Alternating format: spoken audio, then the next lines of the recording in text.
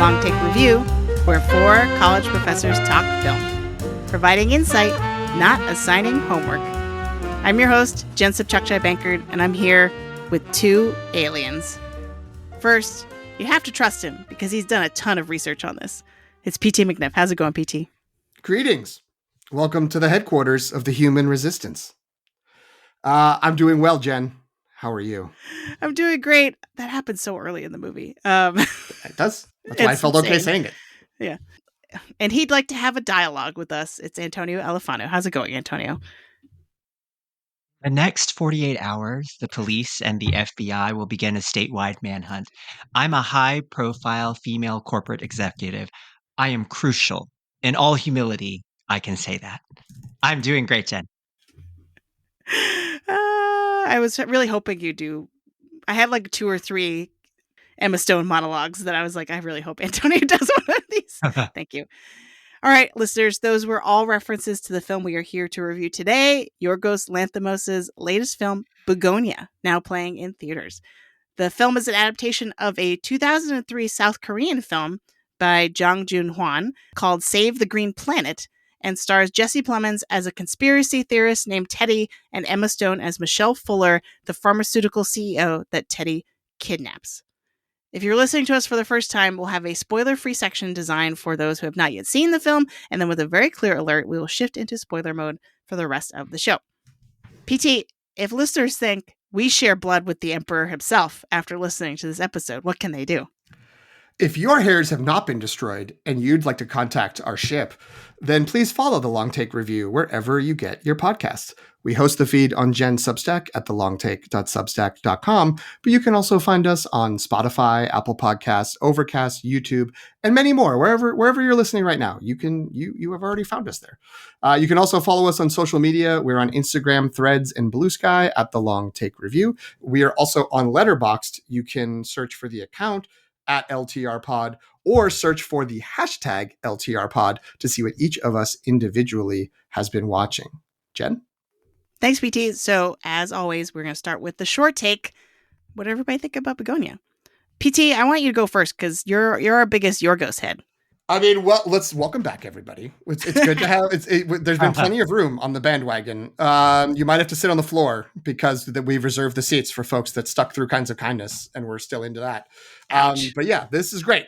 I had a very good time with this. I had initially, like before, when it was just the sort of log line, the information Jen has already said about this movie, I had a couple of big concerns about it that I cannot discuss until we get to spoiler mode. But I needn't have worried. I think, this is done. This is really great.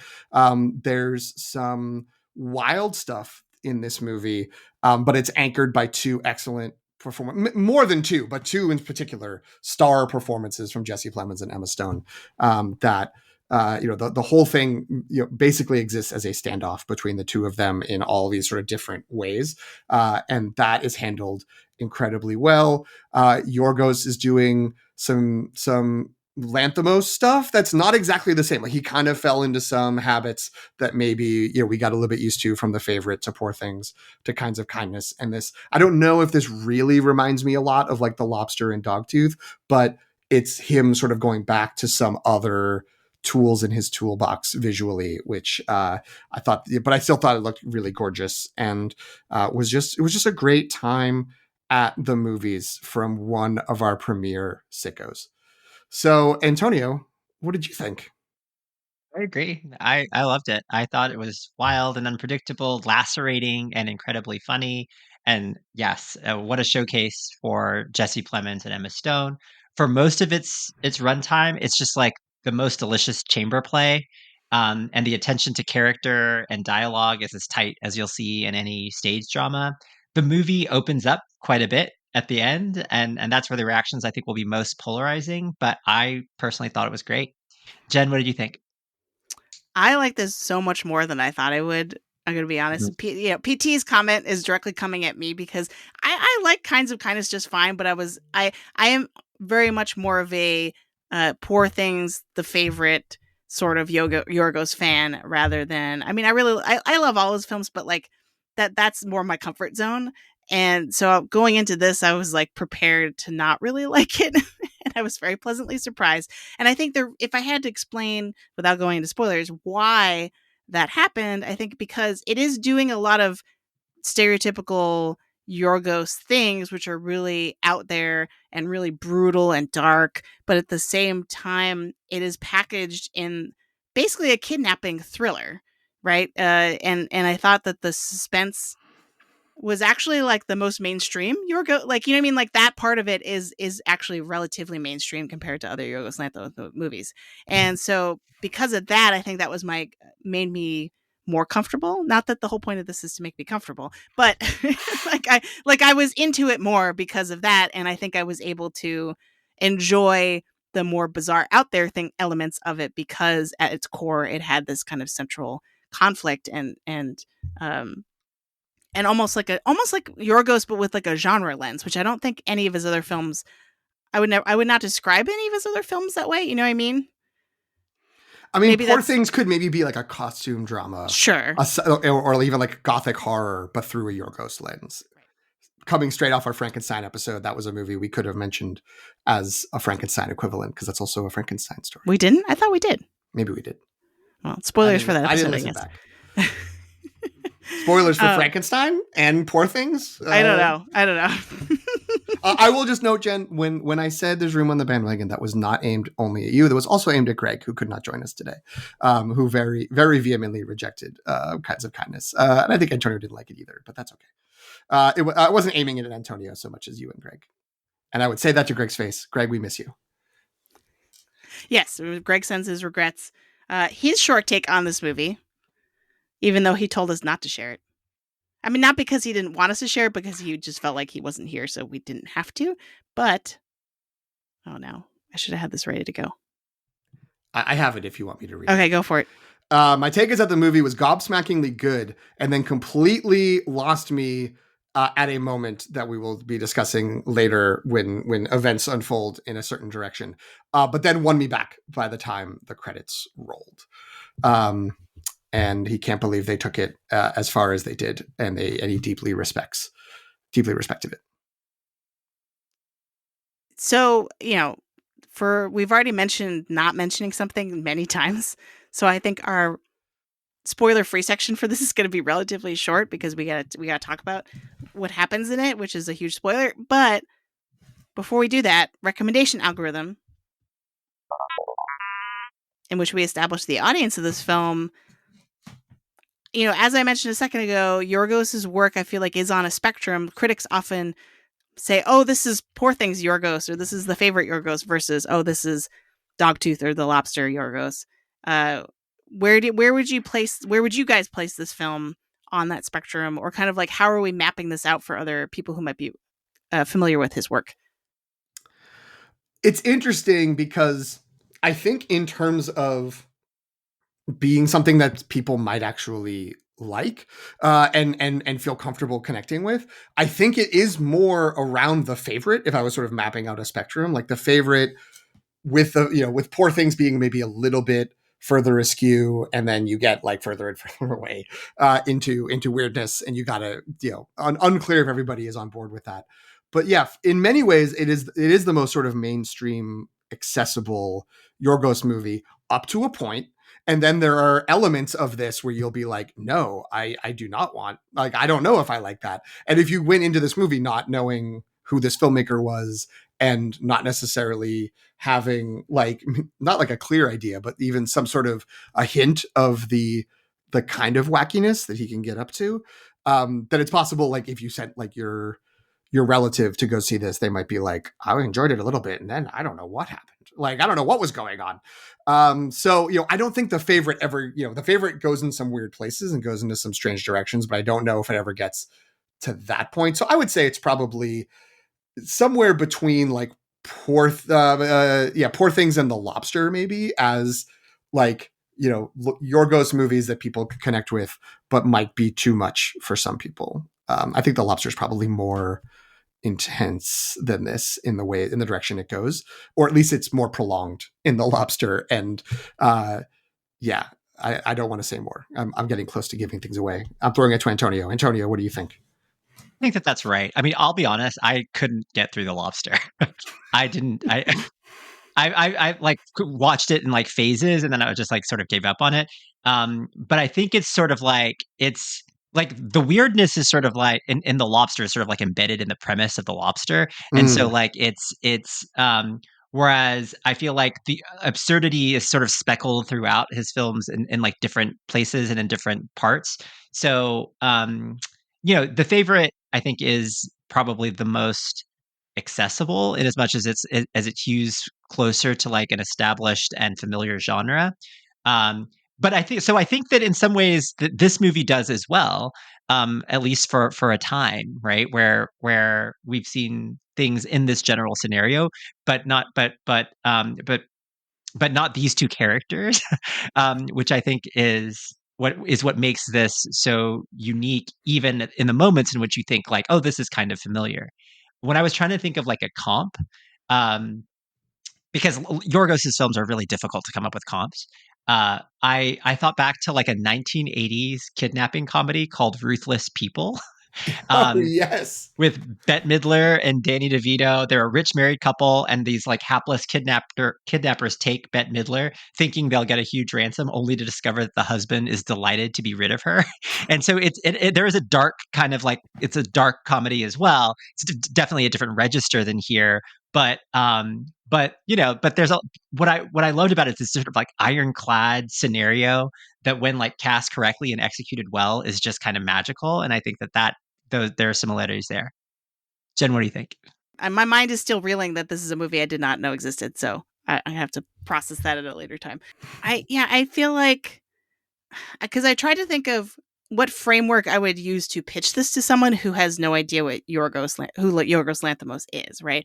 Or has no like is not looking for weird artsy dark comedy satire stuff, And I think the way in is actually what Antonio mentioned of like we haven't seen these two characters, and I think these two characters at the center of this movie are in a lot of ways very 2025 characters or the product of the Mhm. past decade, right? And so I'm like, oh, well, maybe I would recommend this to people who are really into Hollywood engaging with like the this American political moment. So if you really had high hopes for Eddington, and we have to take a jab at Eddington. Greg's not here. I got to do it for him. But if you liked Eddington, if you had high hopes for Eddington, you really liked One Battle After Another. I feel like there is like a thread that goes, you know what I mean? Like that this actually would be a really good double feature with One Battle After Another in a lot of ways. So in terms of speaking to kind of like political discontent and cultural ills and toxicity and like there's a lot in here that speaks to our current moment, but isn't necessarily like anachronistic in how it references our current moment, if that makes Mhm. sense. Yeah. I will just add, and this was cheating, but I used all my sources. I was looking at the write up for the original movie that this is based on. The name I know of which you already said, "Save the Green Planet," the Korean movie, and the filmmaker of that based it on, was started the idea based on Misery, the Stephen King story that was made into a movie about someone a super fan kidnapping her favorite author. So that like I'll put that out there as well as sort of that kind of kidnapping story with a standoff between two people who have two different aims as another potential comp.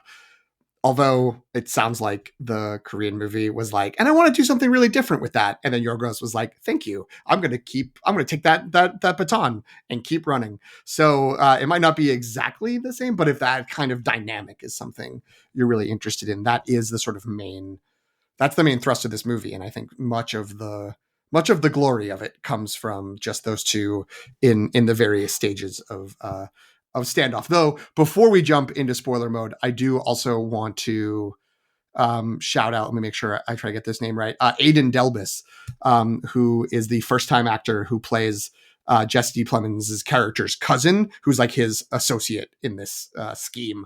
And he is excellent and he does an amazing job and is also crucial. Obviously, not a big name, not like probably not going to be part of the conversation when we get to Oscars watch, but it is kind of a triangle as much as it is a standoff, even though those two are the most, they're the ones kind of fighting for dominance. They're the ones who both have the big ideas, but his presence is really important. And I think is, an important flavor for the movie. So I wanted to mention that before we go to spoiler mode, which I assume he brings the humanity to the story in a way that I think really balances out whatever's going on between Emma Stone and Jesse Plemons. Very quick tangent. Yeah. Oh, sorry. Very quick tangent before we go to spoiler mode. Do you know that actress who was originally supposed to play, or was originally approached to play Annie in Misery before Kathy Bates played her? I feel like I have heard before, but I have no recollection at this point. It is an actress that I already mentioned to in our. Is it Bette Midler? In our conversation, it is Bette Midler. Wow. Yeah. But she read the script and didn't want to do it because she thought like, oh, it sounds so violent. It sounds so terrible. But and then I don't know what she did. This was during a period of time in which I think she was hunting for like an Oscar, and she made some terrible choices in her pursuit of that, and like turned down Misery, turned down like Chicago. She was going to be like Mama Morton. Anyway. Yikes. All right. I think she could be in a Yorgos, like in her prime, she could have been in a Yorgos Lanthimos movie, I think. Because if we think about Emma Stone's skill set, I think part of the reason she can pull off Yorgos material is because she has a comedic stripe. Oh yeah. Do you know what I mean? Like that's I think that's a prerequisite for working with Yorgos. Anyway, I think we've already dwelled in without spoilers for long enough. So we're about to go into spoiler mode. If you have not seen Bugonia and you don't want it spoiled, we're recommending it. So if you fit the criteria of what we just described, go see this movie and rejoin us for the rest of the conversation. Sickos unite.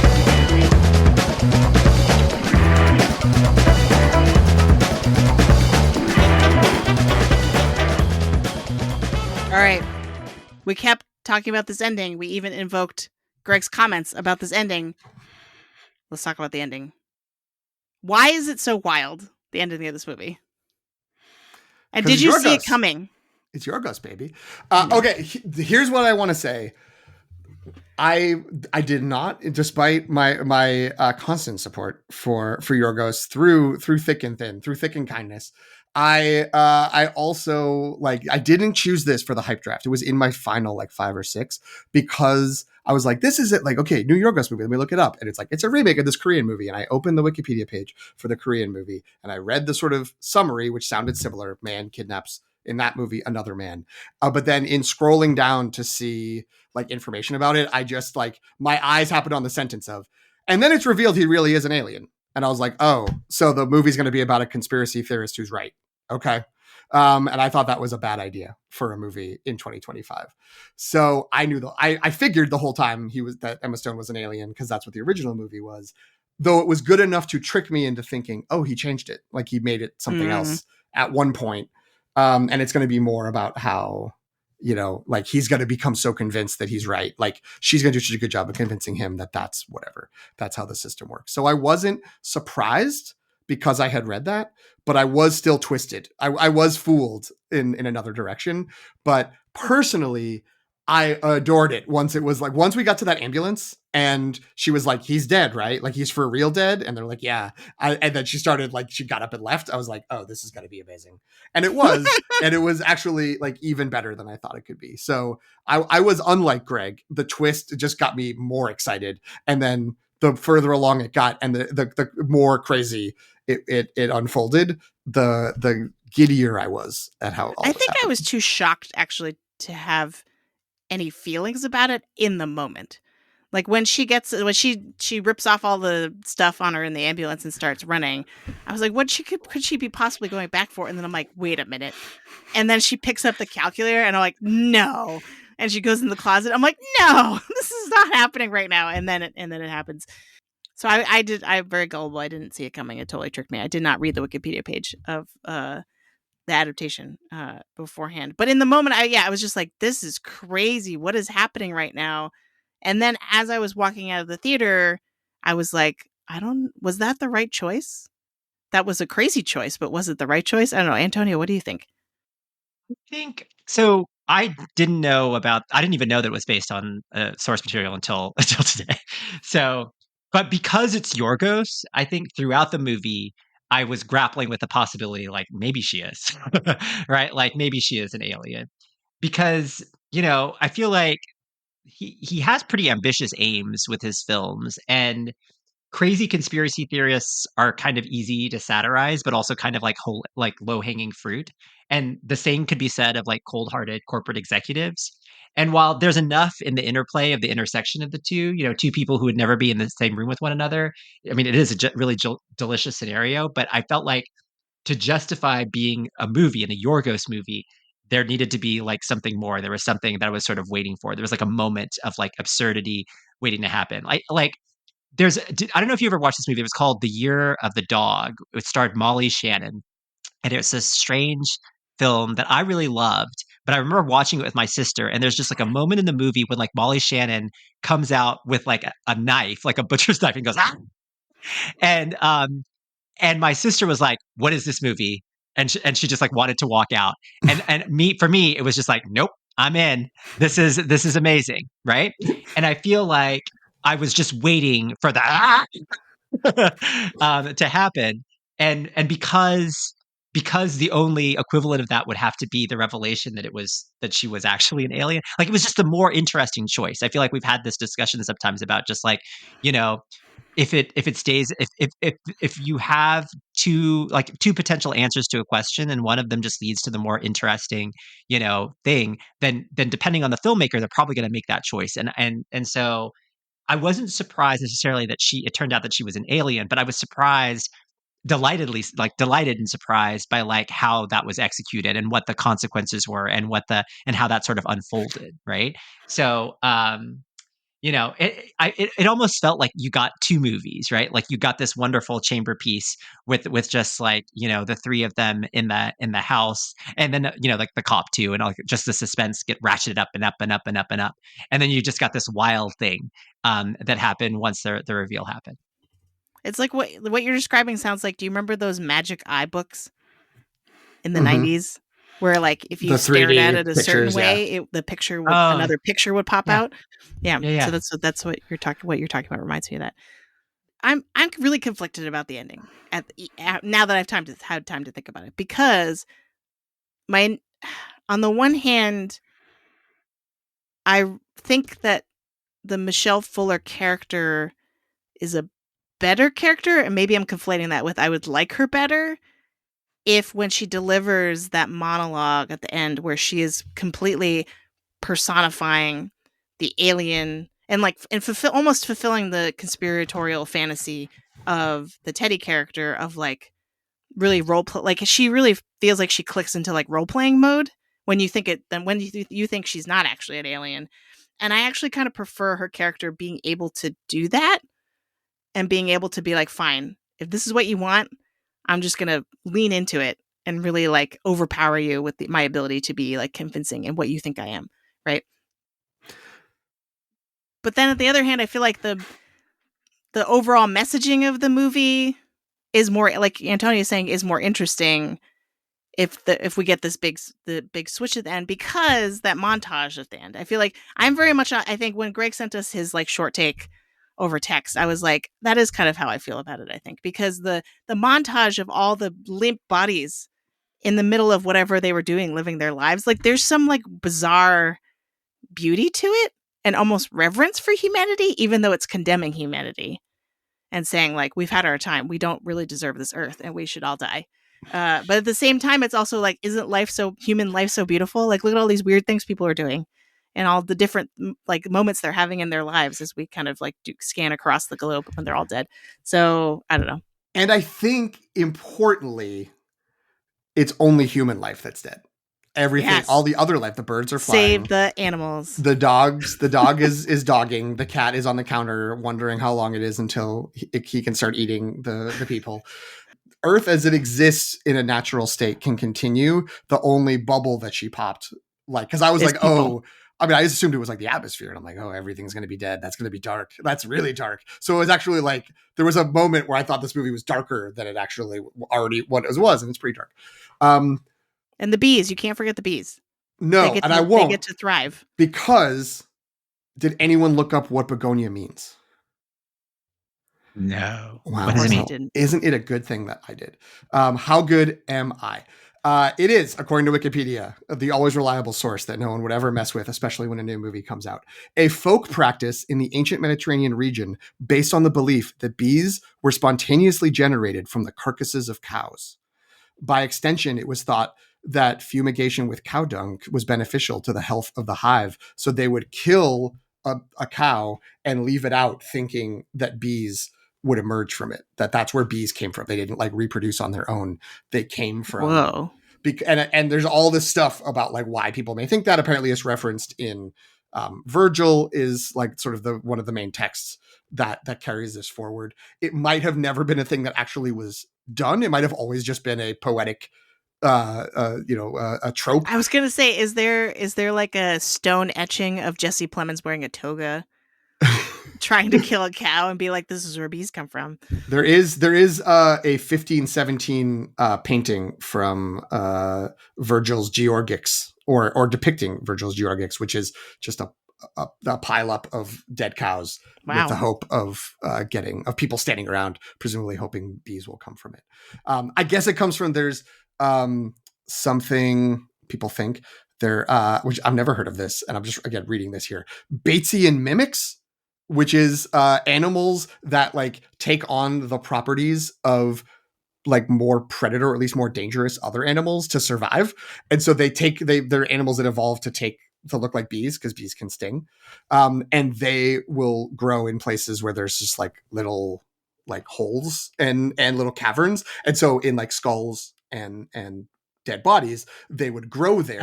And then they Oh. would come out looking like bees and still go from flower to flower doing bee stuff, because they're like, well, I'm just a bee, like don't attack me. And people might have seen that and been like, oh, I guess that's where bees come from, are these holes in these dead animals. So anyway, it's like this term is about nature, and specifically bees, but like natural life coming out of death and coming out of a dead body, and especially like a pileup of dead bodies, which I guess was part of the practice, was just piling up the bodies of cows. So in a way, it feels like that's kind of the end of the movie, is all this stuff happened, and humanity, you could argue humanity has doomed itself through the acts of our main character, or you could say that some external supreme being who helped create life, maybe, if you believe her story. Although even though she's revealed as an alien, I still kind of feel, Jen, your point is correct, that like it's possible she made all that up, because she is talking about an emperor that doesn't exist, because she's the empress. So, maybe she's just gender swapping, or maybe she's also just like, I got to tell some story that this guy will believe. Even though the little bit of dialogue we get amongst the aliens is that like everything he thought was right. The ship looks like the ship. The hair was a communication device, and all of that. I think there's a Right, couple which other presumably is bits why here. she actually killed him, not to Right. save herself, but to destroy him because he knew too much. Although, That's kind did of the she switch, kill right? him, or was she going to send him up to the ship? She did. Because, She pushed the button on the calculator. but how did she know that was going to set off the bomb? Well, I just assumed. I'm just saying we don't know. I'm just saying that like it's not explicitly clear, and she doesn't know for certain that he's dead when she wakes up, I mean, because she if you doesn't were see her, the if body you were parts. her, wouldn't you have a secret button that blows people up? Sure, but I mean, we don't know that for sure. She No, we doesn't ever don't. say, You're I right. had to use the secret blow up button, which, she could have, but it's also fine that she doesn't. I just think it's interesting that it's unclear. Like, we don't know if she was, maybe she has a button that would have sent him into space next to the ship, and he would have just died in space, and he happened to blow up first in the closet, which is hilarious. Fair. Anyway, that's a tangent. I just don't know if she actually did do that. I really want to see a freeze frame on the calculator number, because to me, when I was watching it, it went by too fast for me to actually see, but it looked like it was spelling something. Because you know how you can write like I don't remember what the numbers are now, but and you flip it over and it says hello. Did you It's ever do very this when nice you were that a you kid? remember hello. but it looked like you could flip it over and Yes. it actually said something. I don't know. I mean, maybe Antonio again. He's of purer stock than I am, but like I always remember boobs. You can make a number that said boobs, and you'd be like, put this number in, turn it over. It says boobs. That's why I think it's nice that you remember hello. Okay. And not boobs, because you're not. I had a purer childhood than that's you what did, I'm saying. apparently. That's fine. There's nothing wrong with that. But yeah, I did also think I was like, the number is going to have like a fun meaning, even when I wasn't certain what was happening. I will say, I actually thought that I didn't think that she intentionally killed him. I thought that it was an accident as a result of the whatever, like in the whatever. I think that she is genuinely surprised when he explodes and dies in the way that he does. So she thought she was sending him to where she actually goes at the end of the movie. Yeah. And then that whoever was on the other end would take care of him, kind of. Yeah, and I guess this goes also with the theory, just sort of like the most interesting theory wins in my head, right? Like, so it's like if she actually does sort of just like if it is genuine, that because like a lot of it is her sort of trying to play him, and like that's part of the fun of their interactions. But if she's actually sincere when she says like you're a credit to your kind, and then and then sends him off, but then something terrible happens to him, and then she's genuinely like sort of stricken by it and moved by his loss, then I think that's the more interesting, for me, is the most interesting way that narrative plays out. Okay. And also it's like a more fitting end to him that he his own zealotry, because doesn't the cop make a comment, well, this is a frequent thing that happens with home bombs. Yes. Something in there must have set it off. Like he thinks it was the light or something, but it probably was the transporter. That once we know there's a transporter. I also think if she knew there was a button that's the blow up someone in my chamber button, she would not have asked if he was really dead. Like, because she would have known. Oh, that's true. That she pressed the blow up button and there was an explosion. I'm ready to go to thesis, please, if we want to talk about thesis. Yes, let's do that. Because what does this movie mean? Thesis, please. So we've mentioned a lot of themes and flavors of what could be a thesis, but like, what do you think at the end of the day this movie is actually trying to say about humanity, or like the end of humanity, what humanity deserves? How disillusioned do you think the film is supposed to be with us as a race of people? So the reason I want to come here is I don't have an answer for that necessarily, although my immediate hip fire is very disillusioned about like the state of things. But my negative reaction to having accidentally spoiled myself on the original movie and thinking like, I guess for all the reasons Antonio has said, is like, why would Yorgos remake this movie if it didn't end with the alien being an alien? Like, that's not like, this would be boring. I think it wouldn't be Yorgos enough if he wasn't following that path. Is I have grown for various reasons, like a little frustrated at like in stories, and not like usually higher quality movies like this, but a lot of blockbusters have this, where there'll be like, there's the conspiracy theory character who is like kind of coded as Alex Jones, or the guy like before Alex Jones who was the like late night, like, I look for UFOs and Bigfoot, and I'm on the AM radio dial coast to coast. Those characters who are just like, and the government has this secret conspiracy and this thing is happening and there's a giant lizard that comes up out of the ocean and stomps people, and then it turns out he's in a Godzilla movie and that's true and he's actually been right all along. And it's just, in the year of our Lord 2025, maybe we don't need to reward conspiracy theorists by making them be right and making them be like, yes, when you have these crazy theories about lizard people coming from the sky, good, because that's actually what's happening. So that was my negative reaction. But then seeing it play out and seeing how it played out in the movie and how much it's tied in, like you were saying, Jen, to this sort of struggle around truth and reality and society, and like, what are the structures and what are the things that we can believe in, and this problem of unreality and misinformation and disinformation that exists all around us. I liked it a lot more than I had expected, because to me, it felt like in the end, if you spend all of your time like trying to unravel the secrets of the system, this big thing that's happening around you, even if you get it like 99% right, it's still not going to matter, because they're still going to crush you and you can't stop them. And you can't like untangle it, because they can just be like, man, I guess they figured it out. I guess we just got to go do something else with our immeasurable power. And, oh well. And that's a very different message than some of the other movies you mentioned. I think especially One Battle After Another, which is ultimately hopeful, I think, about what people and individuals can do. And the sort of, it is one battle after another, but that doesn't mean it's not one battle and then we stop because we've lost. So that's nice. Whereas this movie feels like it's one battle and we lost and the end. And that's interesting. I don't know if I like it in terms of like, yay, that's a good thing. But I think that's to me, that's what was interesting about this, was that even, the twist of it being an alien and all that stuff is fun. But like, even if she was just a rich billionaire owner of a tech company or like a pharma company, she still would have gotten away with it. And she still would have ended up like in the same seat of power that she was in before, because those people can't really be stopped. And that's like a problem. And, because they're not really aliens, maybe we can fix that in society. But I like this sort of sci-fi, taking it to that sci-fi extreme of, the higher power that this guy believed in, which is also interesting to think of it potentially in terms of religion. But he believed there was this big power that was running everything and he could talk him into going away. And it was like, no, that's not what happens when you confront the power. They just shut it down.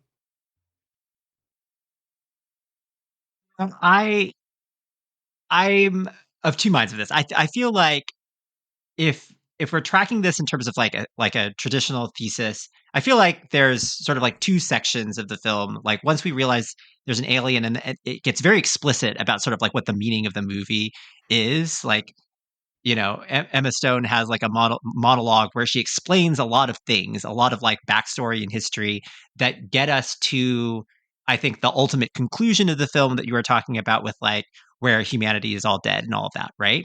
But that's all in the third act of the film.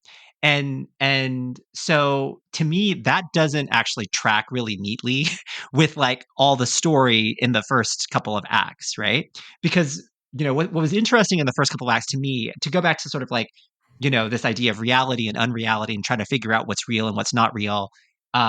But everything is rooted in these two characters. And that to me is this sort of like, I think it's still ultimately my favorite part of the film, is still the part where I believe that she might still be like just a CEO and that he is just a conspiracy theorist. And I'm still sort of ping ponging between them because, part of what's fun and funny about like this interaction is that just like Michelle is both, of course, alarmed by her situation, but also disgusted that it's the hands of two people who seem like beneath her, right? Because she's always sort of gotten what she wanted from the world and can't believe that she could be possibly undone by two like seeming like buffoons.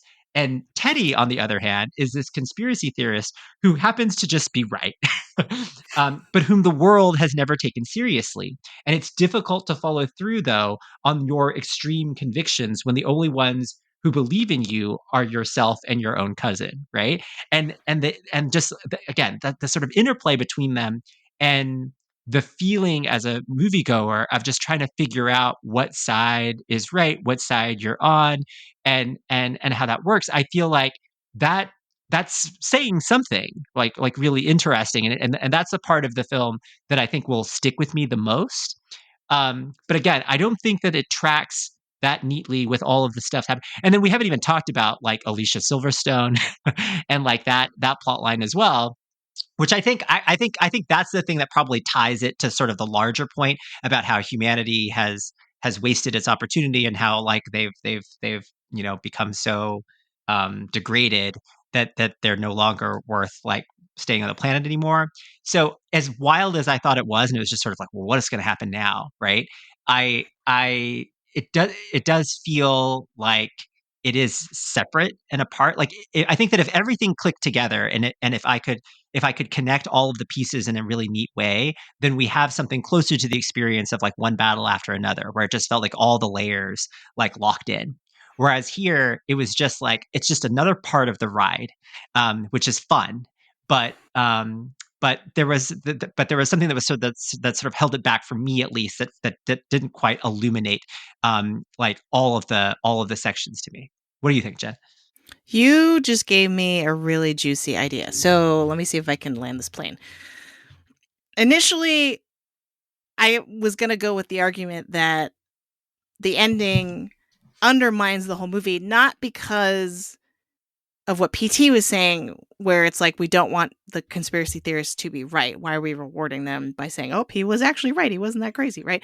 But I think it was more undermining the emotional anchor of Teddy's character in terms of all of the trauma that he has gone through at the hands of the world. And for him, it was much easier to believe so fiercely in this wild, so incredibly crazy theory about the aliens being to blame rather than confront his own reality of what happened to his family and what his position as a laborer, right? And like how like no one cares about him, both in terms of like a systemic level and like in his life. Like he repeatedly refers to how like his whole family's dead, even though Donston is standing right there.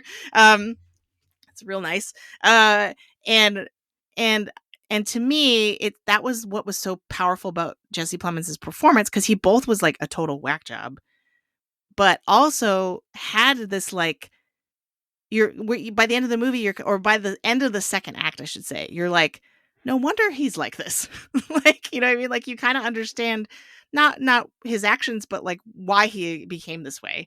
And how he has just used this whole alien thing as a deflection and kind of a coping mechanism rather than face the reality of like, oh, I'm just a worker bee in this system and I have no power and all my family members are going to die and like there's nothing I could do about any of it, right?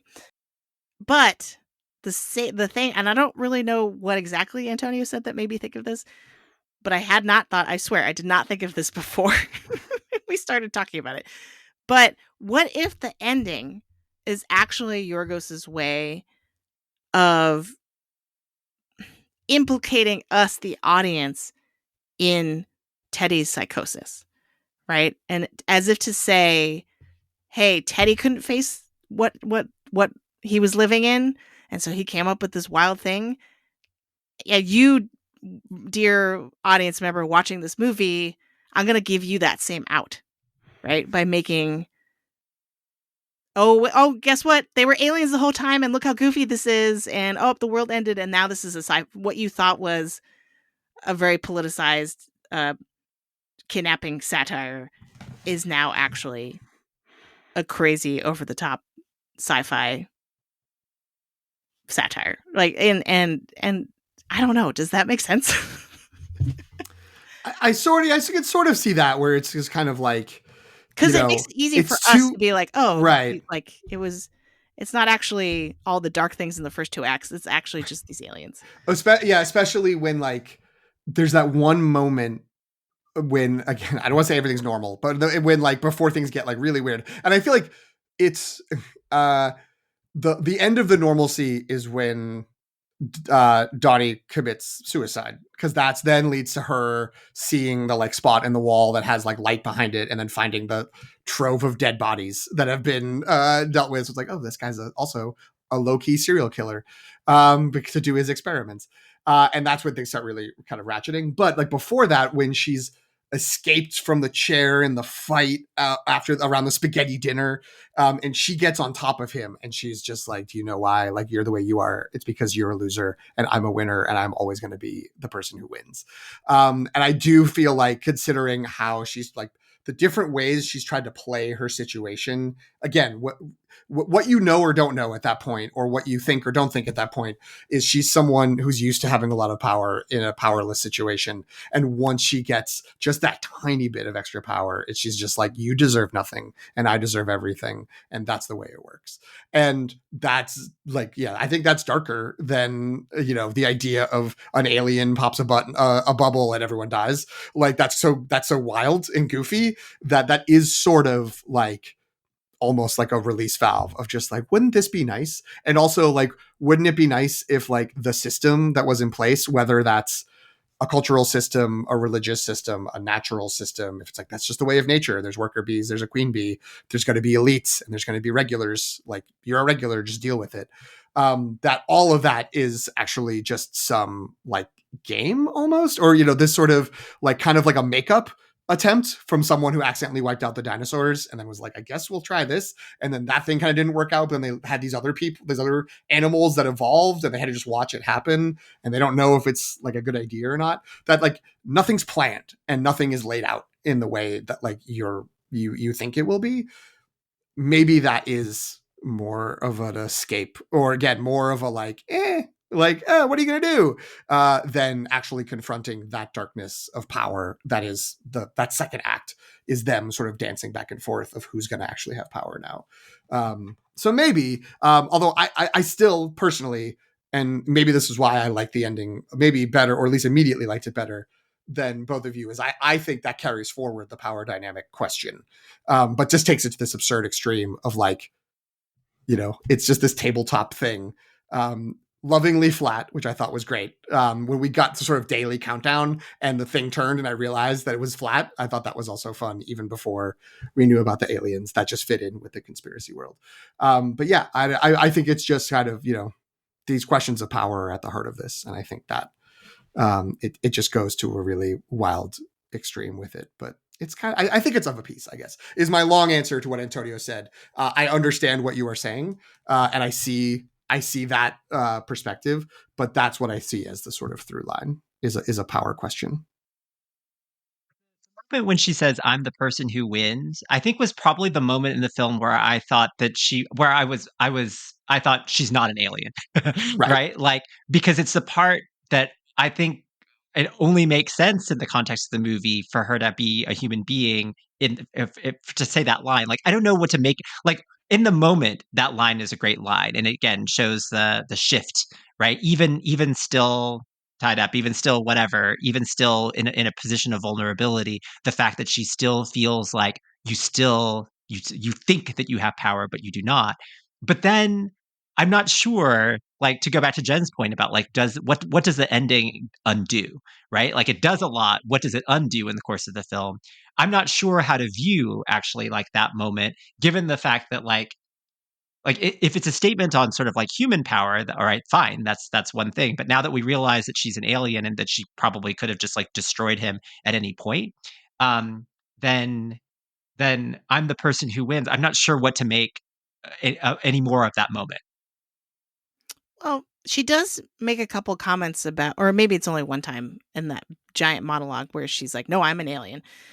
But she says something like, "For a time, I've started to become more human." Like, she sort of describes it as by inhabiting this persona of being a CEO, she sort of has developed two personalities. Like, one is the human version of her, and one's the not the alien version. So that could be one way to rationalize it, at least, to be like, oh, like in that moment, that was her being Michelle Fuller as opposed to Alien Empress. But Yeah, that's kind of my initial reaction. I hadn't thought about that as a potential conflict. I see your point, but yeah, I just sort of feel like, oh, like that's the moment when she is like, great, this is going to resolve itself. I can go back to my normal cover story or whatever, where things usually are. And she, I just would assume that she mostly has the mindset of, I'm living this life and I am enjoying my time doing this.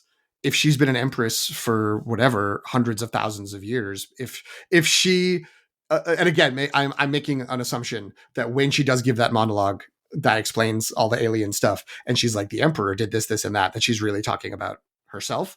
That like maybe she lives like forever as an alien, and so she's like, I get to spend some time down here and like do this thing, and it's sort of this little like play acting for what for her is a very short amount of time, and for us could be a full human life.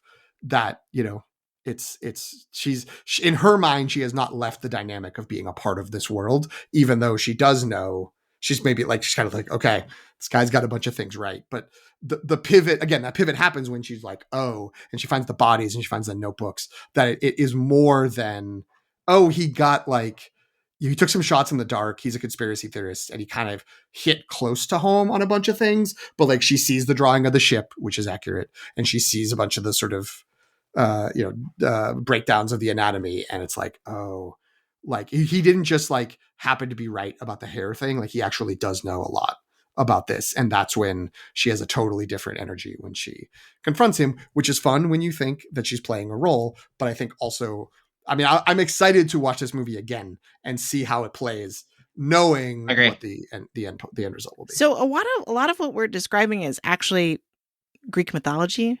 Not to be too presumptuous about Yorgos being Greek, Wow. but I feel like we talked about this with Kinds of Kindness too, because isn't there a weird like omniscient character that The shows guy up who's in all the stories yes, in Kinds the of Sandwich Kindness, Man right? or whatever.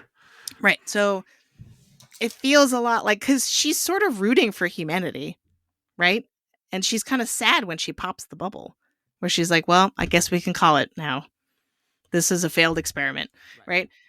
And that, to me, like that plus what we're talking about with her maybe enjoying her time on Earth, or like becoming too attached to humans over many thousands of years or whatever, feels a lot like Greek mythology, in that like gods or demigod, like, gods would come down to Earth and take the form of something else to interact with humans, and like how, so I don't know.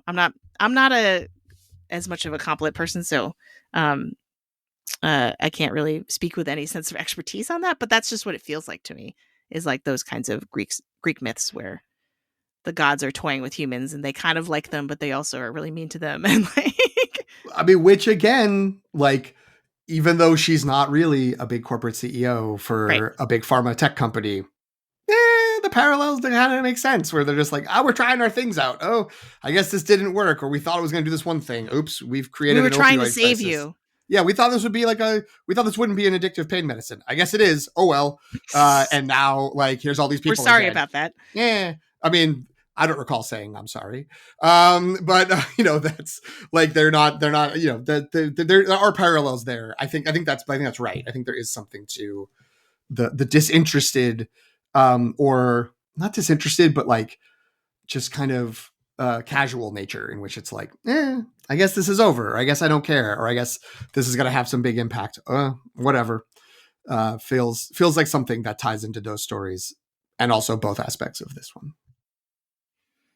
All right. I want to continue this conversation in the rhetorical situation, a segment in which we look at a film through the lens of our academic experiences.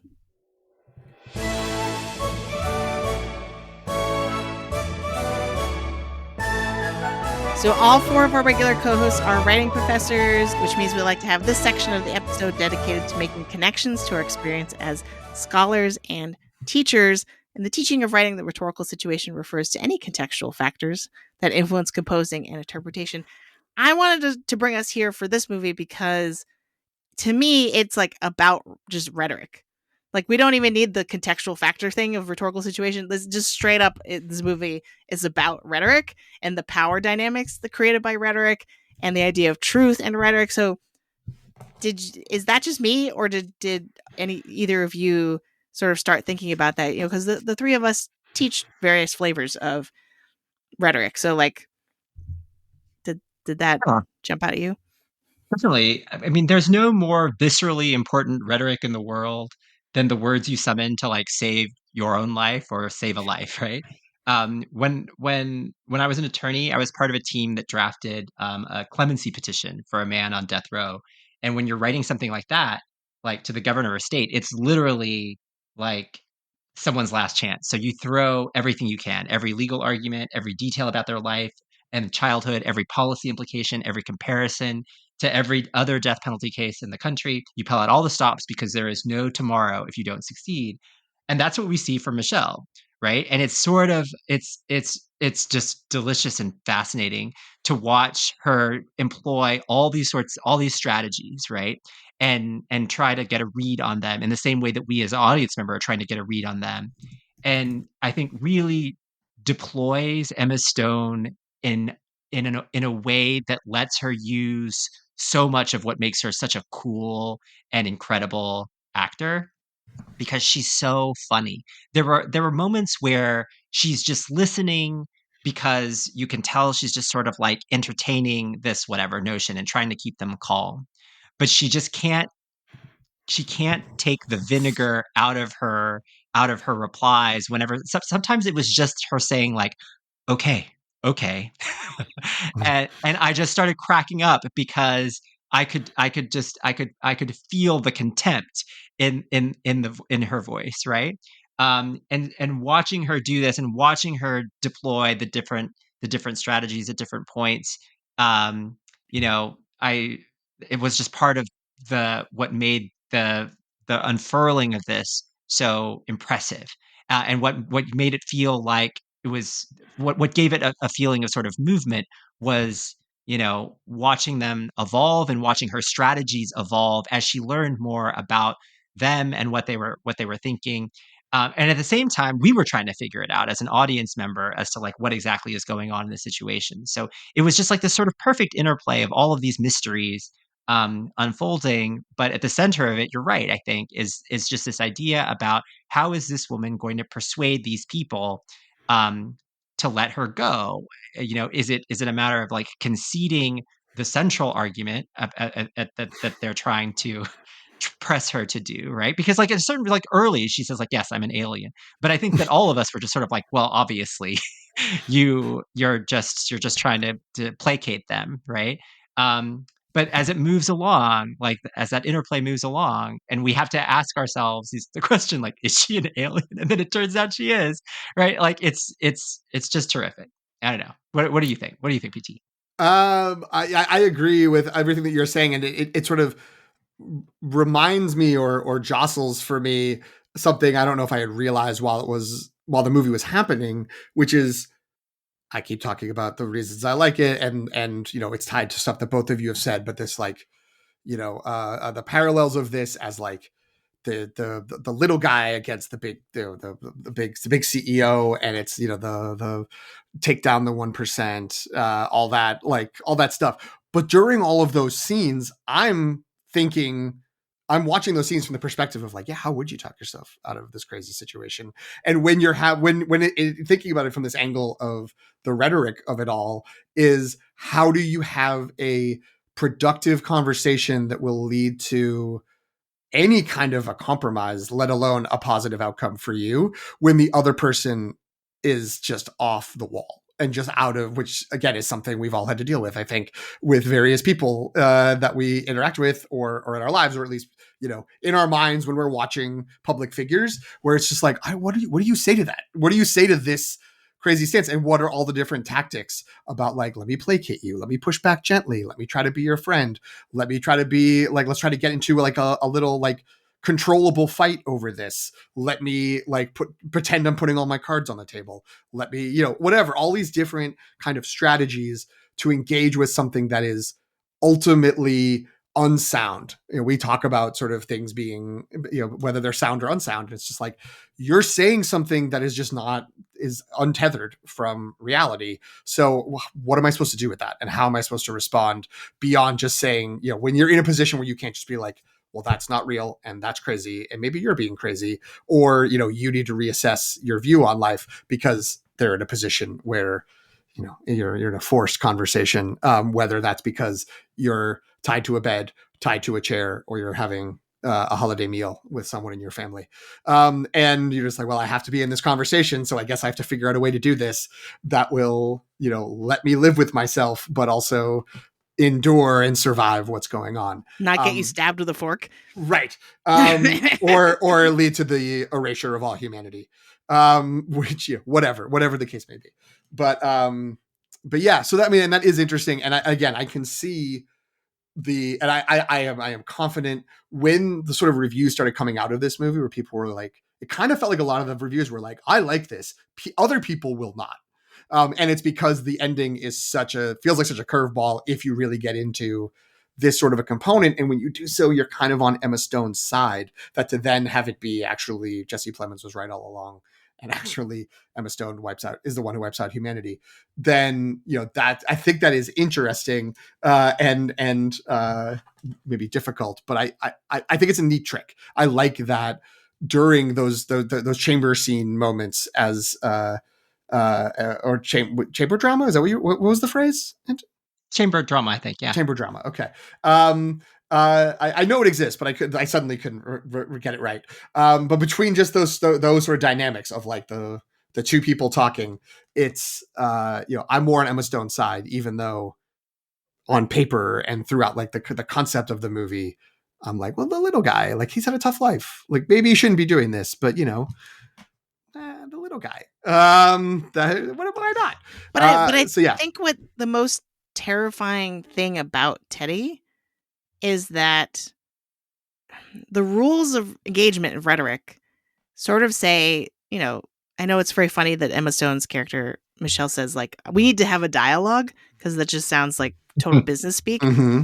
Yeah. Like clearly she has an MBA and clearly she's taken a public speaking class, but like, but at the same time, they can't actually have a dialogue, right? There's no fairness in their rhetorical exchanges because everything that Michelle tries, like, and you listed them all, right? Like all of her attempts, her different ways of trying to persuade him or trying to kind of like, you know, use her knowledge, evolving knowledge of him to adjust the way that she's appealing to him rhetorically, right? None of that ever works because he is like in such a staunch position where the only thing that will appeal to his sensibilities is confirmation that he is correct. And of course, like he is correct, but that's a whole other thing. But you know what I mean? Like in their kind of like sparring, the only thing in the end that does it is when she goes full alien and she's like super convincing. She's not just making a claim, which is what made me reminded me of my students. I feel like the past couple weeks I've been really harping on them. You can't just make a statement. You have to support it with something. And I feel like at the beginning, that's what she was doing. She was just like, okay, I'm an alien. And that's it. But in that monologue, which is so glorious, like Emma Stone is just like crushing it when she's delivering that. When she's so convincing because she has worked out every little detail of her own mythology in terms of, and again, that turns out to be correct. But before you know that, right? Like it's like she's really thinking about every little detail that she would need to include to convince Teddy that he was right all along. And kind of like confirmation bias, I guess, which they do talk about. They talk about the echo chamber, and they both have very like intellectualized ways of talking about like, yes, of course, like I've been radicalized by the internet or whatever, right? Like, but anyway, so I don't know if that actually went anywhere, but like that's what's so scary is because not like he doesn't budge, and he only completely submits to her when she's like, okay, fine, I'll play along with your version of the truth. That's scary. Because like, yeah, it's not good. And I try also to teach my students that like you're doing it right when you are trying to expand somebody's thinking about something, right? Right. And make them think about something in a new way. But if the world is full of Teddies, like, why bother? Yeah, and I think part of the complexity is, even though again the shorthand and the thing I was worried about is, oh, he is right. Like there's a reason why he stands his ground. It's because he's right and he's found this thing out. Is like, it's not necessarily like he's not a good guy. It's not like, oh, and he had only pure and virtuous ways of finding this out. Like he happened upon it. It's like he murdered a bunch of people to like, try to get to this point. And so, it's not necessarily saying like good, like this is the way that you should do it. It is complicated. I don't know. I will say that reminds me a little bit that maybe this is veering outside of a rhetorical situation as a sidebar, but I didn't want to say it two other things for the recommendation algorithm, and maybe it's too late. We don't need to recommend anymore, but just two other movies that I thought of. One is They Live, which I referenced in my Letterboxd review, which is a movie about like a working class. It's a John Carpenter movie about a working class guy who happens upon a weird network of people, and it's like, what are they up to? And they've manufactured sunglasses that when you put them on, you see the subliminal messages and the aliens who control them that have taken over the world. And part of why that movie is wonderful is the man who finds it is World Wrestling Federation star Roddy Piper, and his approach to it is just like, I figured. And then just like goes around trying to stop it. Like he never questions it and never really gets to it. It's just sort of like, yep, I guess that's it. And it's also a critique of capitalism and all that stuff. So like, I think that locks in really well. But I also recently was rewatching the Edgar Wright, Simon Pegg Cornetto trilogy of their sort of genre movies. And the third one, The World's End, is like a story about like people's lives and trying to like deal with trauma and et cetera, that then like a little earlier than this movie. It's like maybe halfway through. It's suddenly like, oh, there's aliens, and then it's like the end of the movie is the like Bill Nye as the voice of the like head alien trying to be like, listen, like we just need you to get with the program because like everything's going to be fine if you just line up and don't like rock the boat.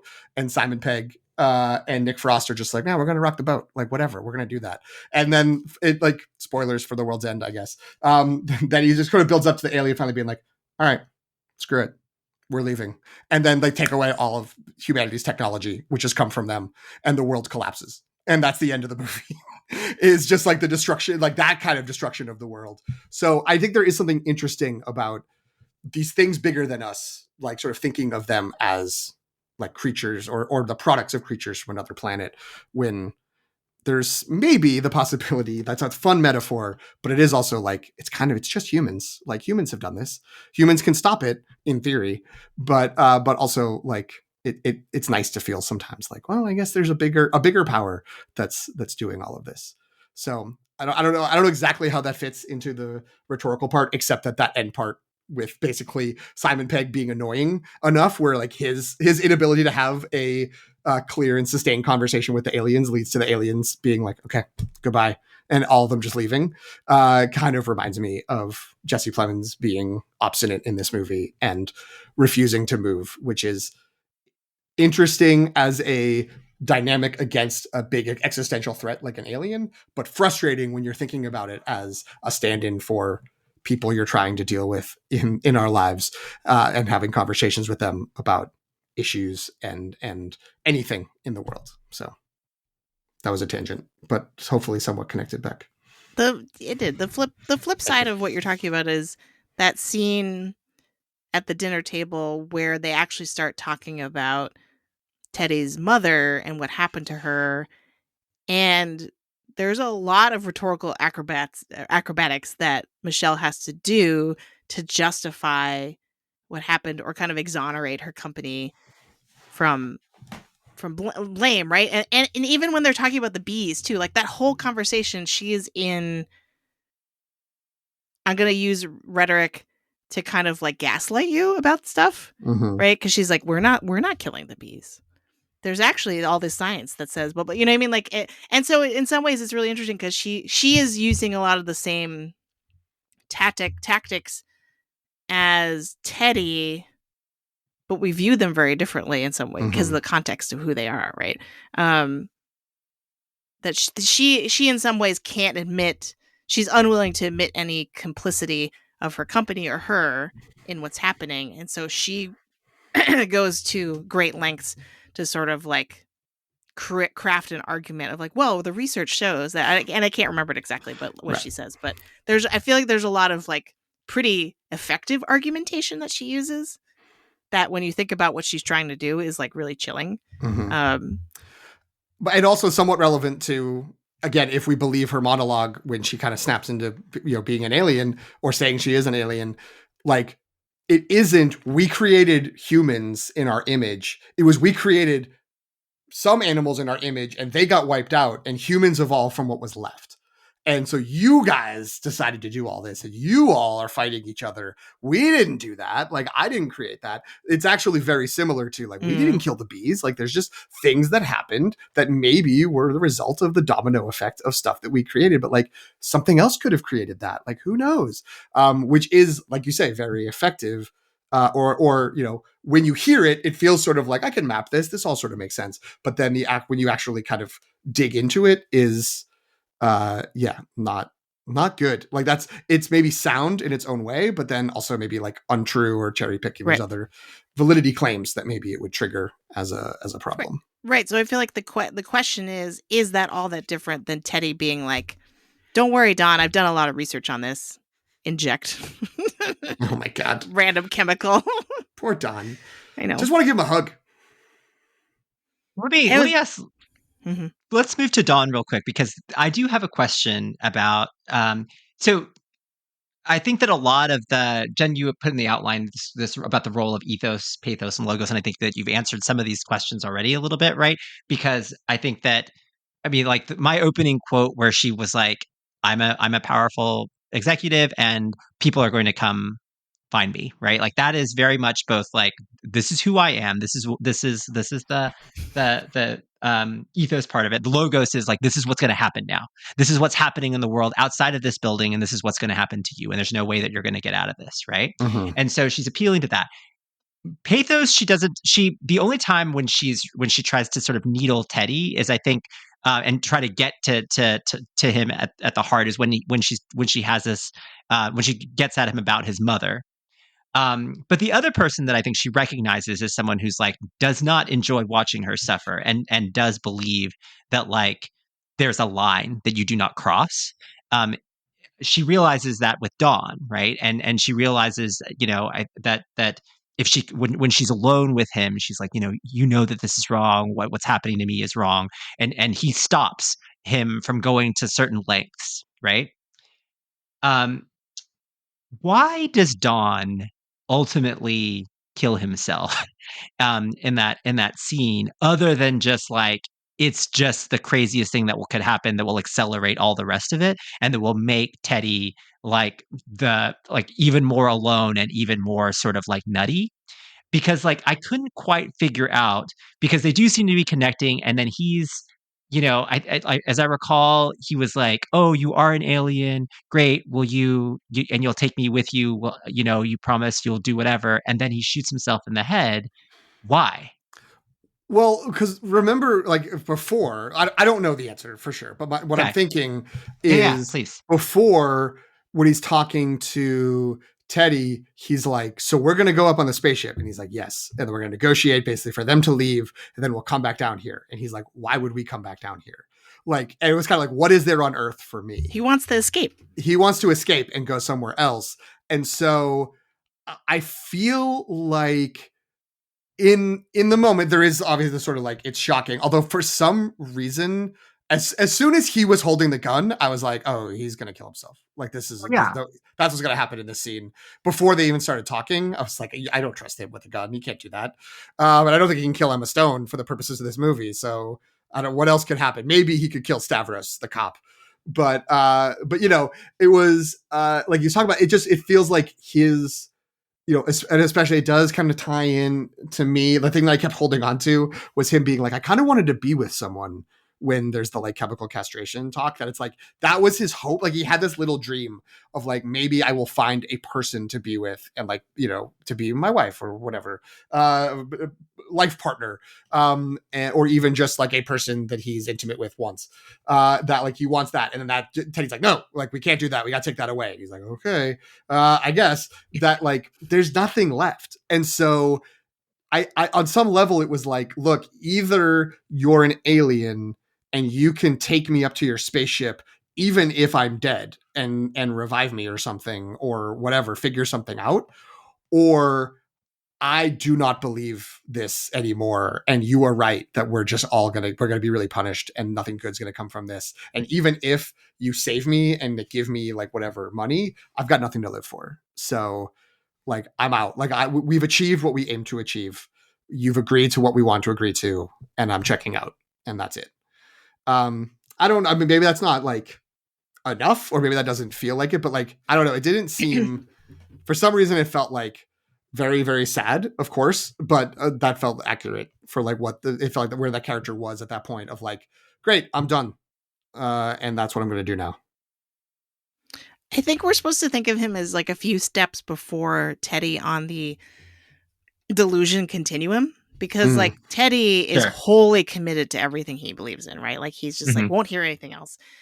And he's like, no, this is real. This is what we're doing. And we have a good reason to do it. And like, we're going to do it. Whereas you get the sense that Dawn, for very similar reasons to Teddy that I was talking about earlier, where like, everything in his real life is so terrible, why not believe this other thing that will help you kind of like displace the trauma that you've experienced, or like how depressed you are or whatever. But I feel like he has the thing where he like phases in and out of that. So I think when he's talking to Michelle, I think what works really well about the screenplay is like there are enough dialogue callbacks to his other conversations with Teddy. PT mentioned one of them about like, oh, when we go to space, like, can't we just get away and go on an adventure and like not be here because here sucks, right? Like that you get the sense that he both, like, when he says, will you take me with you? That's a moment of him being like, I believe the delusion because it's better than reality. And then, but he also kind of deep down recognizes, okay, this is probably not true. And so for him, it kind of collapses into, I'm going to get away, but I'm going to use this. I'm going to do that by killing myself, as opposed to actually like waiting to see if the fantasy that Teddy has spun is true. So I don't know. Yeah, it seems very nuanced to me. I thought I really appreciated it. While also potentially, I will acknowledge Antonio's point of just like, what if it's just something shocking happens now and we don't need this character anymore? So that it is convenient that happens. I'd be really, and that's where the poster image comes from, is her bald head covered in blood. Oh, that's right. Yeah, I do wonder if also you're right that he's not as far along in terms of the commitment, but there is something interesting to the sort of downstream effect of the rhetorical problems we were talking about like sort of only being able to like make assertions without necessarily supporting it and never trying to learn in a rhetorical situation, but only trying to dominate and get like your point across is like, then you end up with people who listen, who are like, his audience, like Teddy's only audience is Don, and Don listens and like, doesn't like, he gets it, but also like he maybe, I don't think Teddy would have ever wanted that to be the outcome of what would happen, but like that's also what happens if you end up making like these stringent stances and arguments and sort of pushing these narratives over and over and over again. Is there going to be people who take it and warp it into a place that you weren't expecting it, even if you already had it kind of warped, and can end up with something like this act of violence, an act of violence on himself, but nevertheless an act of violence. Oh yeah, there's a lot. There's just a lot. There's a lot going on in here. So is this going to win Oscars or what? I know. I was like, it felt weird to go from that to Oscars watch, but here we are.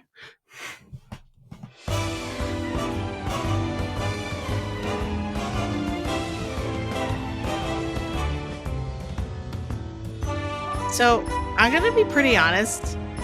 Before seeing this movie, I was fairly dismissive of its Oscar chances because in my brain, I had sort of cataloged it as closer to Kinds of Kindness, which didn't have any Oscar traction, basically, rather than something like Poor Things, which had a lot of success at the Oscars. But like now that we've all seen the movie, are your thoughts on that different?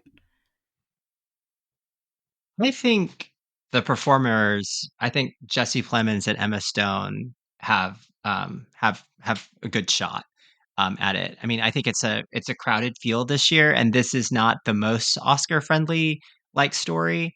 I feel like I feel like the move to Aliens is going to be polarizing, or probably has already been polarizing, right?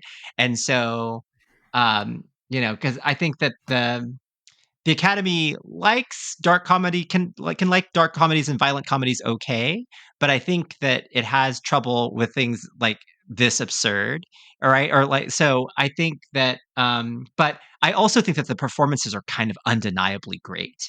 And I know that Greg in particular, I think his review was just like Plemons. I think he just like wrote Yeah. Plemons. Yep. Um, he's right, like he's incredible and shows a lot of range in a really tricky role, right? Like I think that for him, at the beginning we're just like, this guy's nuts and he's whatever, but then we see so many layers of like hurt and pain, that really causes to sympathize with a person that we would not typically see or sympathize with very well. um, but also, like, Emma Stone already has 2 Oscars and has been nominated a couple of other times. I thought she was incredible. Like, this is one of my favorite, if maybe it's my favorite Emma Stone role, if for no other reason than just because it just let her use her wit and her just crack comic timing so very well. Um and just and I also just like, I just respect her so much for like taking on these roles. Like Poor Things was already just like this extra, like just incredible feat of I feel like physical acting. This is where the Frankenstein came in. I think the comparison was between like her learning to walk in the same way that Frankenstein was learning. Um, but here, I think that she conveys so much through her voice, through her eyes, And again, you're trying to get into her head and you can't quite figure her out, and that's just part of like just a really skilled performer, just giving it her all, and really elevating material. The screenplay I think is also excellent, and so for me I think it's these three things.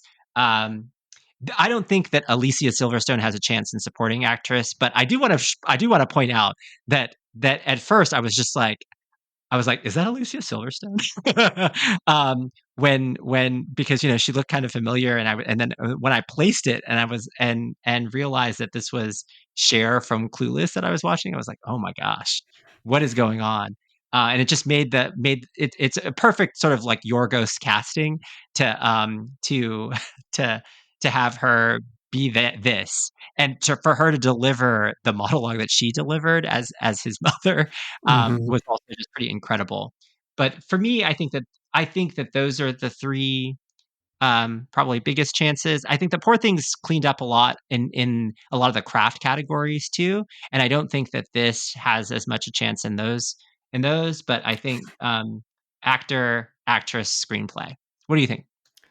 I agree with you. Although you mentioning Alicia Silverstone, who I did not place during the movie until the credits, but I also wasn't really like thinking about like, oh, that's just someone. And then the credits, and I was like, oh God, I had your reaction, but in the credits, it does make me. It does remind me it's too late, but I'll just put this out there if anyone wants to think about it.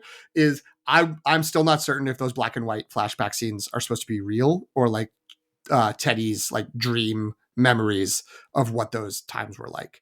Because it's like, is that like, cause it's sort of just like, oh, that is very alien, with the way he's remembering it. But if it was actually like that, especially like her floating in midair over the courtyard outside Emma Stone's building, it's like that could have happened. Like, and that would make sense why he's so adamant about all this. But anyway, that's something else. That was fun little an artsy moment to throw in there.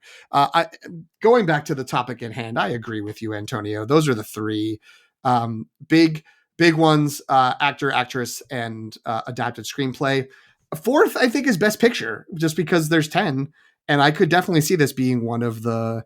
I think it's in that jostling. We have kind of, I think, what, 5 or 6 seeming locks, and then we've got like 10 vying for the bottom 4 or 5 slots, and this is certainly in that. And I don't know, I mean, it feels like it could get up there. I do wonder the degree to which there will be, even if like, I think people are surprised at how much they like this. I mean, all of us were, I believe, for in varying capacities. And I think a lot of the critics I've been hearing about are also kind of like, yeah, all right, Bugonia, like, great. But I don't know if that means it's going to get the same kind of momentum shift that, say, Frankenstein has gotten. But maybe Frankenstein is peaking too early, and then Begonia is going to come back later, just in terms of that jostling for Best Picture. And I don't know if it has enough energy or juice for any other categories. Like, there's a world in which, eventually at some point there's who deserves a directing Oscar is Yorgos. Like, but it's not now. It's not when we've got too many other people who have the who deserves an Oscar narrative like locked down for that category. I could see best makeup and hairstyling, because it's like, wow, they shaved her head. And also Jesse Plemons has his, All that cream. that it's just like that there's enough sort of like difference from what we're used to seeing people look like, that could could carry there. And also, if there's 2 lead acting performances, as Jen has reminded us correctly, there is a correlation between makeup and hairstyling nominations and wins, and lead acting performances. So yeah, it'll be interesting to the degree to which the success of Poor Things, as this was the second most awarded movie in the year it came out. Emma Stone got her second Oscar already at such a young age. Does that mean, well, I mean, Emma Stone's great, as good in this movie, like, we should nominate her again? Or is it like, let's let someone else have a chance, and people sort of say like, all right, like, she's got 2, maybe she'll get 3 at some point in her life, but maybe she should, make it to 40 first before we start giving her a third Oscar. And maybe similar to, the other aspects, even the screenplay, could that be like, all right, like, you know, he got rewarded. They got a bunch of Oscars for that other movie. Like, there's other things, but yeah, it's interesting that in a fall when it feels like movies have been coming out sort of progressively, like every week would be sort of like, here's this awards contender, and everyone's kind of like, no, I don't think so. And then it's like, all right, move that to the side. That like Frankenstein was welcomed, and now this has been welcomed as like, oh yeah, we like this one. So I just think, you know, it's a year for very strong movies, but also a year for expectations shifting on movies, shifting away from movies that didn't land. That I think is very possible when that all shakes out, that Bugonia could end up being, you know, not really challenging for wins in any of these categories, probably, but being the like, yeah, this was the fifth place or fourth place out of the five number categories, and then 7th, 8th, 9th, 10th place in Best Picture. Jen, what do you think? You know more than us. What do you think? Well, if it does get nominated in those three categories, that is enough of a package to make it a contender for Best Picture, right? Not to win, but to get nominated. Okay. So I think I'm definitely more confident, way more confident than I was at this time of year when with Kinds of Kindness. By this time in the year, I was kind of like, Kinds of Kindness is out, right? Whereas this, I'm like, maybe it's in, right? So I think it is kind of faring better on that front. And when I think about the Best Picture lineup currently, as like most people are predicting it is very heavy on more commercial films and more kind of accessible mainstream films, and much like, and I feel like art house weirdo films, sicko films are underrepresented. So in that sense, and here's the other thing. Yes, PT, we should have mentioned this at the top of the show. PT is wearing a t-shirt that says sickos. Correct. For the occasion. Yes. Ha. Here's the thing. A lot of times with Yorgos, we don't know how big something is hit until the more European or international leaning precursors come out, right? So like until we start getting nominations for like the European Film Awards or the BAFTAs, or you know what I mean, we may not know if this is actually making it in at Oscar. But that, I feel like that will be the sign. It will be a late breaking. Oh wait, actually, people really like Bugonia. And then a lot of people will be surprised. I'm just quickly looking while you were talking at Gold Derby does have it listed. It's number 10 in its like overall kind of combined rankings. And I think when I look at other sites like the Ankler Pundits site, probably 75% of people have it in their 10, but it's usually at the bottom. Yeah, it's 12 in their compiled leaderboard. It's in 12th place with it and Train Dreams are on the outside looking in, with J. Kelly, Avatar, Fire and Ash, Frankenstein as the ones sort of cusping inside that are around like 50% chance or less of. I assume that's a chance of being nominated or a percentage of people who've picked it right to go in. So yeah, I think it is right there. It's right there on the cusp. It kind of feels like, I mean, Train Dreams is hitting Netflix this weekend as of recording. I don't, that we're recording on Wednesday, November 19th. So Train Dreams, and the people who have seen Train Dreams are very positive on it. They also said it's a movie that is not going to translate well to watching it on Netflix. So it's possible that like might be kind of like, once people like, because people aren't going to see it in the big screen with all the vistas and everything washing over them. But Train Dreams could pick up, J. Kelly could pick up, and we just don't know what's going to happen with Avatar or with Wicked for Good. We assume those both have a really strong chance. Like Wicked's basically like, they don't have the pen out, but the pencil's really thick on its list. But like the early reactions are not like super positive. They're, mixed at best. So it's suddenly possible. And then, maybe with Avatar, they're like, okay, like we get it. And, given that, like, I think if those two movies especially fall out, I think Bugonia easily makes it in. Who's the studio behind Bugonia? Focus Features. Oh, okay. Do they have other? I should know this off the top of my head. I don't right now. Hamnet. Ever heard of it? So there's that.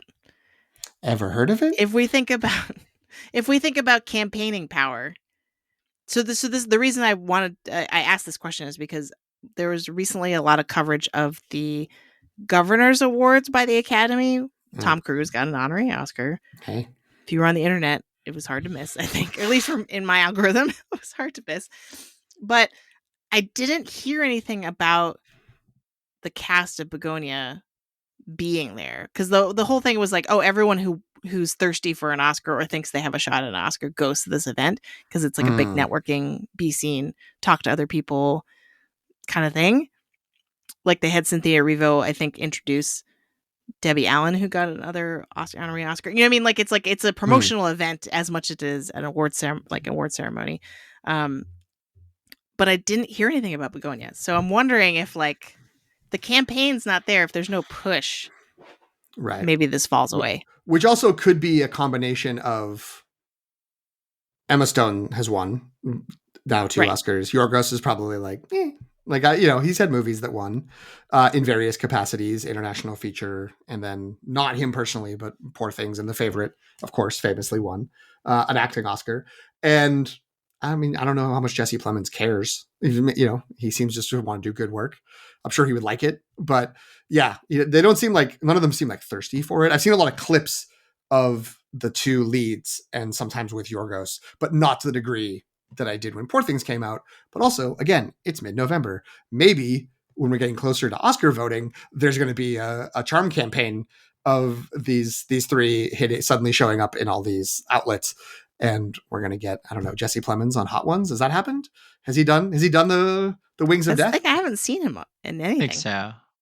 I think that we could also see a lot of regional critics groups giving an award to Plemons in particular for Best Actor. I can see him plucking a few of those, and then seeing some momentum from that as well.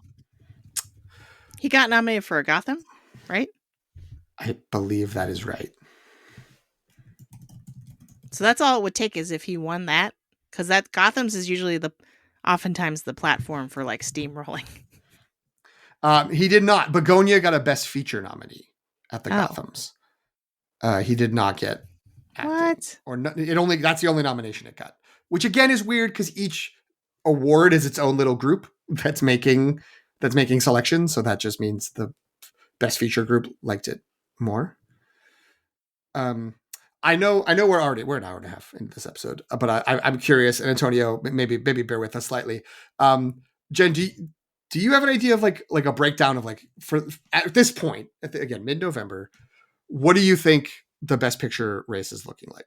Like who's definitely in, who's close to definite, and then who are these cusping? Begonia's a cusp, but like, so what else it feels like there's 4 or 5 movies that are like, for sure, pretty like people are pretty confident, and that's One Battle After Another, Hamnet, Sinners, Sentimental Value, and why am I not Marty Supreme? Yeah, a lot of now post people like secret screenings of Marty Supreme and Timothée Chalamet doing his thing marketing wise. Like, I don't know if did you either of you see his like fake marketing conference call? No. It's very funny. Jen, you have a particularly unique algorithm, I think. I really do. To see all these things, which is lovely. It's so locked in. And I think that everyone sees these things. It's just me. So as a two things that's just like gotta respect his game. One is that he didn't go to the governor's awards like everybody else, which was conspicuous apparently. But the day before, he had a basketball game with Adam Sandler, and they made Rebecca Ford from Vanity Fair moderate a Q&A on the court after they played the basketball game. So there's that. Looked great. I saw some photos from it. I was like, this is amazing. This is Sandler do the Chalamet. Yeah, they've been planning this for years, right? Last year he did the Chalamet joke, right? Yeah. It was at the Oscars, right? Well, yeah, it was a callback to the Golden Globes. The Golden Globes. Yeah, this is a long game. This is a long game they're playing. Anyway, and then the other thing is that there's this video going around the internet of, it's like a Zoom call of his marketing team, and it's just, I can't imitate it at all, but like it's Timothée Chalamet being like having Marty Supreme energy about his own the marketing for Marty Supreme, where he's like, we're gonna have a blimp and then it's gonna rain ping pong balls and they're all gonna say Marty Supreme. Like, he's very intense about it, and it's clearly a joke, and it's very funny. You should go watch it. I kind of think he might be overplaying this. I think this might be too much. Like, it was I don't working know. here for people, but now that it's like the second year in a row and it's also kind of the character, I will see. I don't know. It's entertaining for me, at least. I'm enjoying it. But okay, so that's 5. That's 5, yeah. One And battle, then- one battle, Hamnet, Sinners, Sentimental And then Value, it gets Marty squirrely Supreme. because Yeah. I think the question is, a lot of people are asking, should we save spots for Wicked and Avatar? Is it Wicked or Avatar? Is I it shared neither? with you the subscriber chat that I belong to for Prestige Junkie, and a lot of that was a big point of debate. Is like, do we save spots for both of them? Can we? I personally think no, because if we already have Sinners, we already have One Battle After, and they're like, again, it's one of those things where it's like, how much the Academy in recent years has leaned more towards art house films, right? And in a good way a lot of the times. So that seems imbalanced to me. If we have spots for all of those movies saved, then there's the question of, will a movie like the Testament of Anne Lee be able to sneak in there? Is Train Dreams going to have a long-awaited surge? Is it and like, which of the Netflix movies is going to win? Is it Train Dreams? Is it Jay Kelly? So I think that bottom half of the lineup is just like, people are just like shrugging, and they're like, we don't really know. It could be a lot of things. Some people are saying that House of Dynamite still gets in. I don't think that's happening. But also, it was just an accident, right? There's the international feature Best Picture crossover, right? We had 2 films last year who were in both of those categories. And No Other Choice is like lingering, but not likely. No Other Choice. Although people are sort of saying No Other Choice is the least likely out of the big international feature contenders to actually overlap in Best Picture, because of we talked about this on our episode, like, because of the genre. Sure. There's already enough genre. And there are other alternatives. Like, it was just an accident, and then The Secret Agent, which is the Brazilian entry. Those are the big ones that people are like, oh, these are the most likely to show up in both categories. So, but there's a lot, and I didn't even mention Frankenstein, right? Yeah. Which Frankenstein and Jay Kelly with Train Dreams as the sort of Netflix. Right, one of them's going to get pushed by Netflix. All those movies in there. Yeah. That doesn't make any sense. Statistically, that is very unlikely. Right. So it's exciting. It's an exciting time. It's wild. All right. Well, people are still holding out for Weapons. Like, that's not happening. But I mean, that's just all genre. Is this all popular genre? Right. We can't. That stories? Can't happen. It just can't happen. Well, we have Hamnet and Sentimental Value. Those are the human stories, and then we just got all other weird stuff this year. There's Song Sung Blue. No, a movie I was not convinced existed. I don't until I saw the trailer before Bugonia. I still don't believe it. And now I'm kind of like, maybe we don't know what's coming. We don't know the maelstrom that is going to be Song Sung Blue to the Oscar race. Like, Joe Reed was too fast saying Hamnet was an Oscar villain when Song Sung Blue. If that gets any traction, I think that's going to be the movie everyone's like, no, please don't. People are saying Kate Hudson's career best performance. Okay. I don't know. Like, people are like, don't underestimate people's love of Neil Diamond's music. Like, I don't know. I mean, I recall saying that about Bruce Springsteen not long ago, and here we are. No one's saying that movie anymore. came out. But so, Kate Hudson is excellent as Penny Lane in Almost Famous. I don't know. Does that sound right to you? I know. I mean, it doesn't, because I'm like, no, I don't think she's going to do. But then it's also, that feels bad to be like, you peaked at 20, however old she was in that movie. Like, it makes sense that eventually she would have a performance that would be as good or better. Even, in our, I think our collective, or at least Greg and I, our love for Benoit Blanc movies. She's great in Glass Onion, but she's nowhere near as good as in Penny as she is in Almost Famous. So I don't, whatever. But maybe the movie is great. I don't know. I still barely believe it exists. But who knows? It could be this year's Coda. Just storms in. The trailer gave me big Coda vibes in terms of why people would like the movie and want to advocate for it. But I liked Coda, and I liked the Coda trailer. I did not like the trailer to this movie. I cringed to multiple points of this movie in the trailer. But yeah, I mean, I will say I liked Coda. I didn't like Coda necessarily winning Best Picture, but I liked. It was fine. Yeah, I like Coda. we are kind of due for a bad winner, right? Like we've had Oh, 3 good ones in a row. Let's not Yeah, throw that out. don't put that in the universe. Like, come on. Yeah, but what if it happens? Our tastes have evolved. Clip it. It's not our time yet. It would be really funny if, I mean, assuming I have not seen, I don't think any of us here have seen Hamnet or Sentimental Value, but I'm assuming we're going to end up with like 4 movies that like are. Well, Greg has seen a lot of those movies. He loves Sentimental Value. I don't know if he's seen Hamnet and yet. he actually said that we have an embarrassment of riches this year. Mm-hmm. There are many movies he's really liked that we have not seen.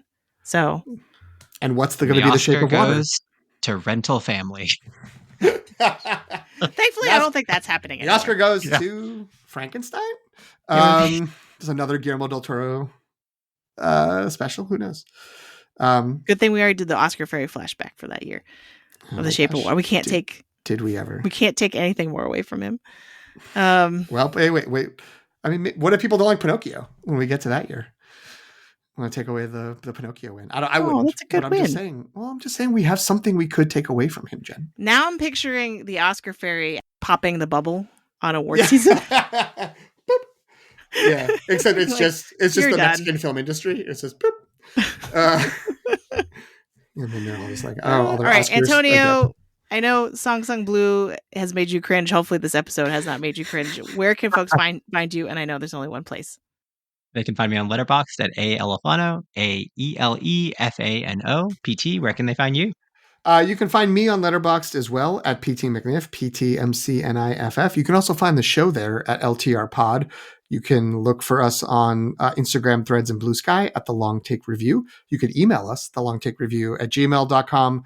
Or you can just subscribe wherever you're listening right now. Hit subscribe, hit add, hit heart, hit fave, whatever the function is in your app of choice. And add us to your list so you can be notified of new episodes. Jen, where can folks find you?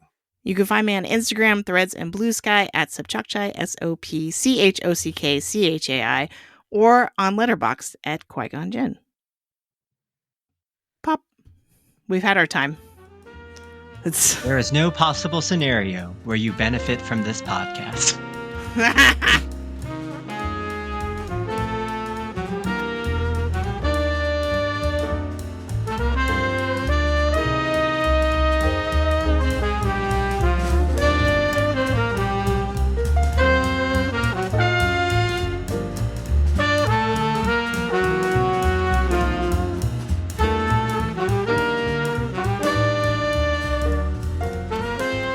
Jed, maybe this isn't worth including, but I'll say it now anyway. Craig, not positive on Wicked for Good. Quote, did he do his Letterboxd? Quote on Letterboxd, this was a slog. Well, he didn't like the first one, though, so I don't trust him. He did? I thought he did not. It 4 stars. He did not. He made fun of it. Well, he made fun of it, but that doesn't mean he didn't like it. I remember. But the North remembers. A new movie in the theaters that Greg went to see, and he only gave it 3 stars. It's not good. Greg gave it 4 stars for the first movie.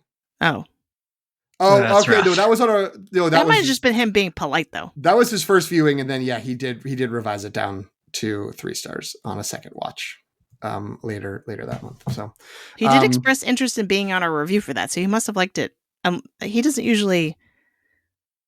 Well, it was want also to hate one on of the something. biggest movies. You want it. That's going to be a big episode. You want to talk about it. That's true. But I don't know when that's going to happen, but he said over text in response to our should we be concerned about Wicked for Good? He said yes, be nervous. Oh, I'm just saying. It's not the hint in the rest of his review. It seems like he does not like the incorporation of elements from the maybe Wizard of Greg's Oz, an alien. which seems important to the second act of Wicked, which I do not know anything about. I've never seen or listened to anything from the second act of Wicked, but the elements from the Wizard of Oz do seem like they're going to be necessary to have, and it sounds like he did not like them. He did not like the way they approached it. So, All right, I don't know. We'll have to see.